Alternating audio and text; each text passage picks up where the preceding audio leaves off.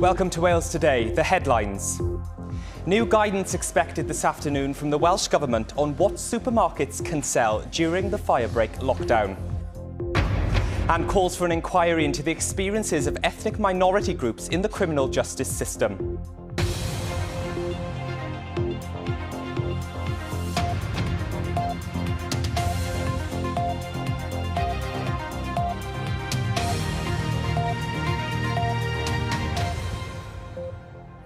Prynhawn, good afternoon. The Welsh Government will announce new guidance later on what supermarkets can and cannot sell during the firebreak lockdown.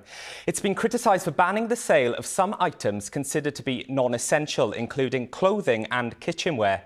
Nearly 67,000 people have signed a petition calling for restrictions to be overturned. Well, our business correspondent Brian Meeking is here. And Brian, the Welsh Government's made it clear that there won't be any major changes.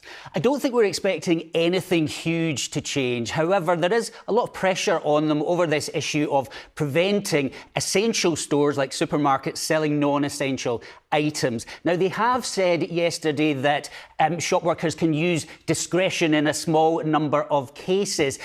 But I think that there is a concern over that, and they're meeting business groups again today, and there will be an announcement after that. But some of the business groups are saying they basically want the focus on discretion to be moved from shop workers onto customers. So ultimately, you will still have the sign saying the Welsh Government says it's a non-essential item, please don't purchase it. However, it will be up to the individual customers to make that decision for themselves. And crucially, they say the liability will lie with the customer.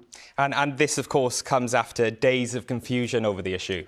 That's right. There has been a lot of confusion over the weekend, and since this happened on Friday night at 6 o'clock, not least yesterday when Tesco said wrongly that a customer could not buy sanitary products because they were banned from doing so from the Welsh Government. That wasn't the case. Of course, sanitary products are essential items. There was also confrontations over the weekend between customers and members of staff. That's caused concern, real genuine concerns about the safety of workers, and that's not just businesses but also from trade unions as this goes ahead. I think there's also a lot of small retailers who perhaps we haven't heard so much from saying that actually why should they, if they have to close and they're a bookshop, why should supermarkets still be allowed to sell books? So ultimately there are still a lot of issues around this, and we will hear more today.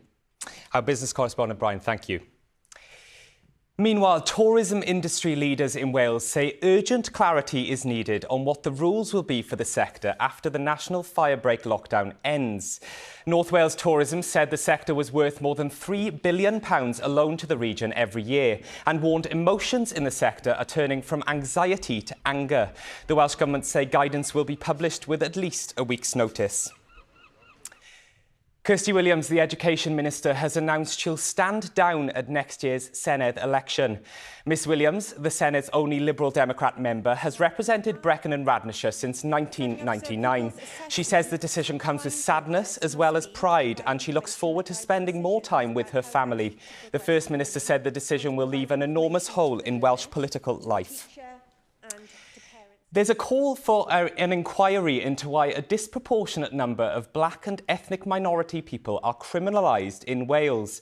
Academic Dr Robert Jones has written to the Welsh Parliament's Equalities Committee saying he's uncovered a wide range of problems that need to be investigated. Here's our Home Affairs correspondent Jenny Rees.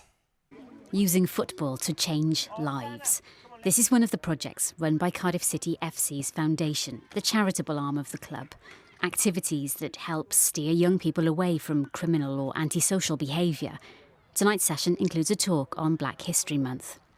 None of these lads have been in trouble, but some feel as though they've been targeted. Because it's the first time I got stopped, I was 16 in London. But now I'm used to it. I've been stopped quite a few times as well. I personally think it's because of my colour. I'm more used to it now, but I'm still not happy about that. 3 years ago, the Lammy Review comprehensively highlighted this problem across England and Wales. The concern is little has been done to consider the problem and solutions in Wales. Recent data from Cardiff University's Wales Governance Centre shows a disproportionate rate of the stop and searches carried out by police in Wales. 13 people from black, Asian or ethnic minorities per 1,000 population, compared to 5 for white people.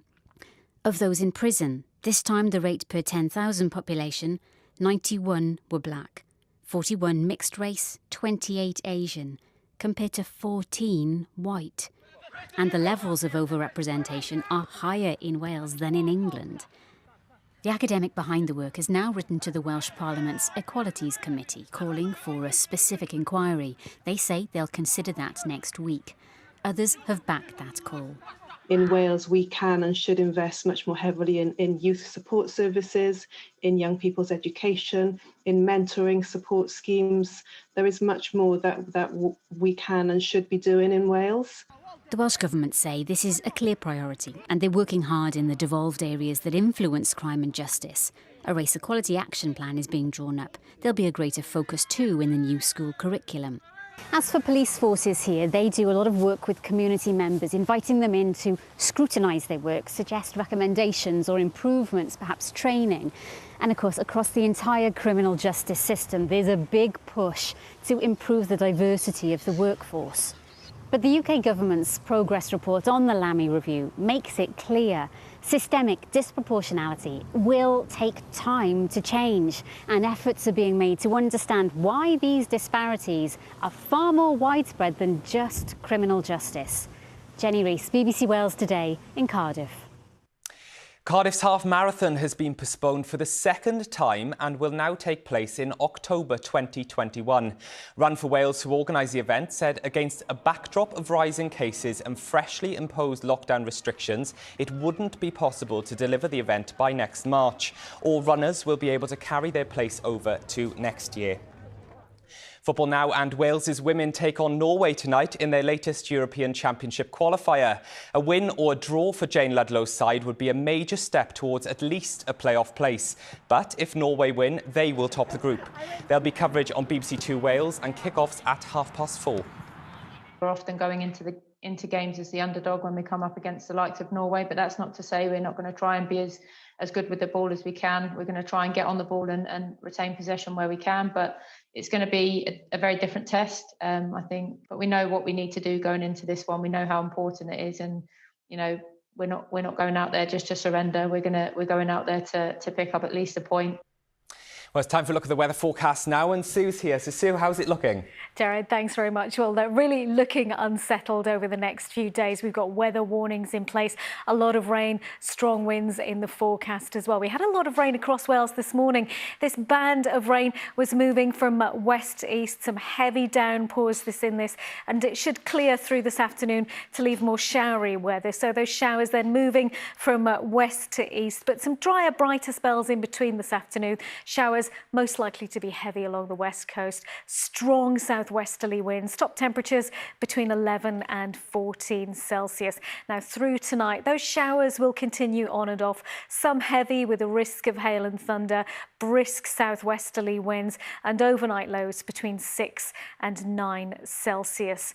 So we've got an area of low pressure then to the northwest of the UK. In fact, this contains the remnants of Hurricane Epsilon, and it'll bring trough showers tomorrow, but then this will bring some very heavy rain on Thursday. For tomorrow then, those showers again pushing from west to east, some heavy with hail and thunder, but some sunny spells in between, best of the brightness further east. Strong southwesterly winds, top temperatures between 11 Celsius in Wrexham and 14 in Swansea. And it's dry for a time tomorrow evening, but those showers pick up, and then that band of rain arrives tomorrow night. This will be particularly heavy with a Met Office warning in place.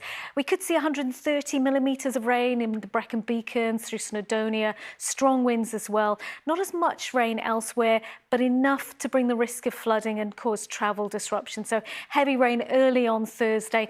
That should clear to showers later. Brisk winds again. These are the average wind speeds. Gusts could be twice as strong, but really looking unsettled over the next few days with the heaviest rain overnight into Thursday. Jared.